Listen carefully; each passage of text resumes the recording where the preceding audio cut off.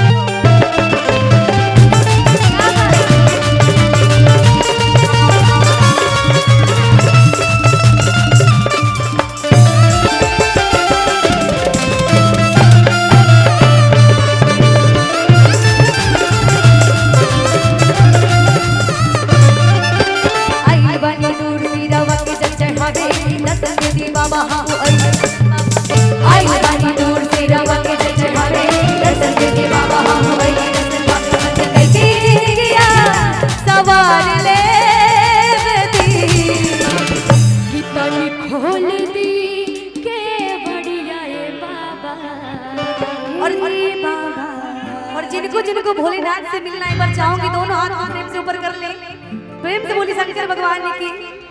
फिर है कि बोलिए जय।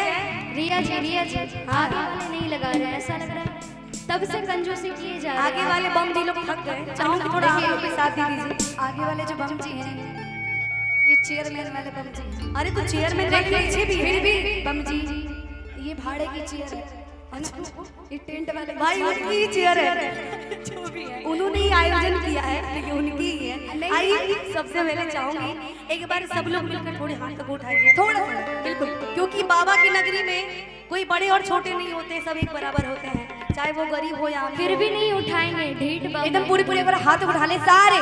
क्या बात। अच्छा आगे वाले चचा आज नहीं उठे वो। अच्छा भैया ऐसे रिया अच्छा आप लोग बाबा से बड़े हैं क्या? बड़े नहीं है ना? जो छोटे होंगे बाबा से वो दोनों हाथों को उठाएंगे। मैंने और जो कहा मानते हैं मैं बाबा से बड़ा हूँ भजन में हाथ उठाने, इलेक्शन में हाथ नहीं उठाने, एकदम पूरे पूरे सबने उठा लिया और ताली की। और कहना है क्या हो तनी खोल दी के बढ़िया जल ढारे ले, हो तनी खोल दी के बढ़िया जल ढारे ले, तनी खोल दी के बढ़िया जल ढारे ले बेटी। आई बानी दूर से रवा के जल चढ़ावे कसम दे दे बाबा हम आई बानी दूर से रवा के जल चढ़ावे कसम दे दे बाबा हम आई रस करके जिंदगी रखवार की तनी खोल दी के बढ़िया कि तनी खोल दी के बढ़िया जल ढार ले तनी खोल दी के बढ़िया जल ढार ले तनी खोल दी के बढ़िया जल ढार ले।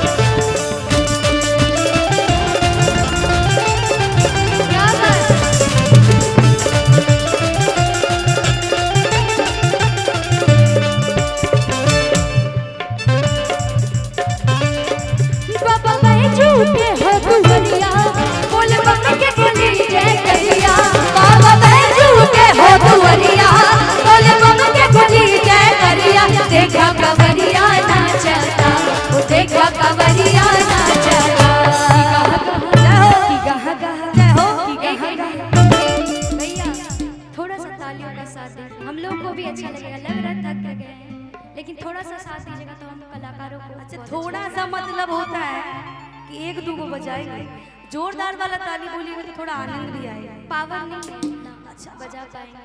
अच्छा ललकार दी, एक मिनट ललकार दिए हैं आप। आपको ऐसा कैसे लगता है कि ये लोग ताली नहीं बजाएंगे?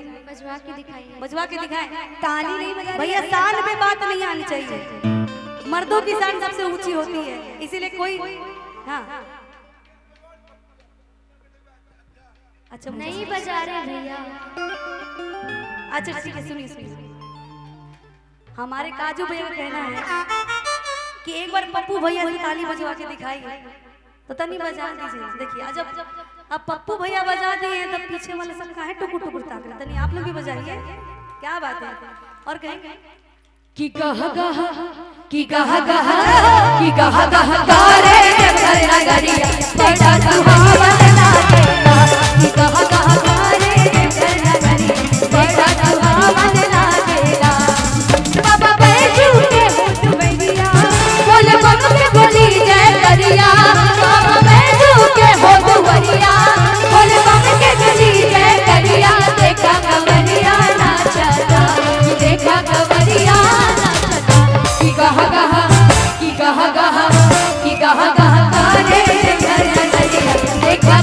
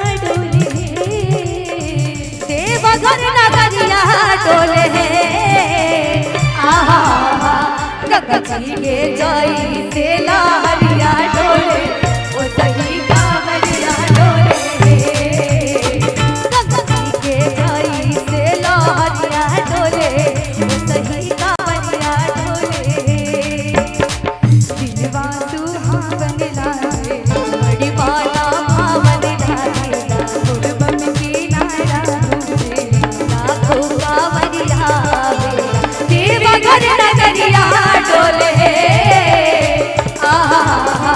गंगा जी के जाई से लहरिया डोले ओ सही कांवरिया डोले गंगा जी के जाई से लहरिया डोले ओ सही कांवरिया डोले मेरे मिझ सावन के मेरे सावन के अरे दिला बदरिया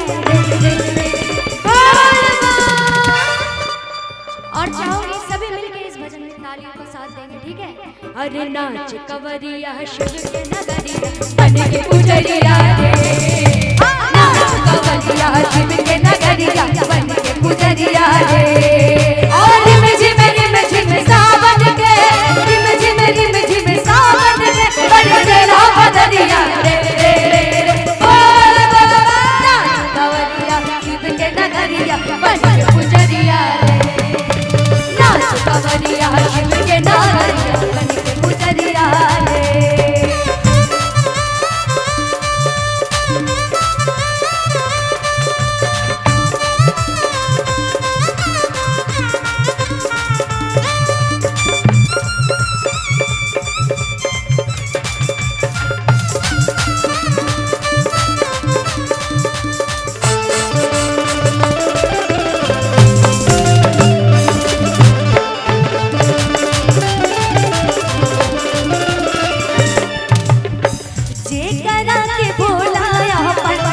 भगवान बतावेले ओह श्री राम जी के सिरवा नवावेले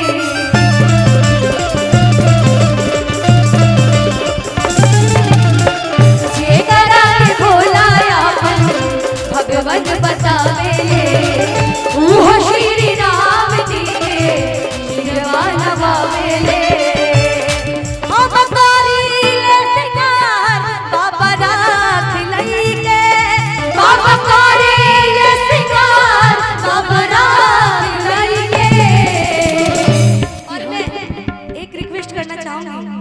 जैसे हमारे ढोलक वाले भैया बजा रहे हैं वैसे आपने ताली बजाना है। कैसे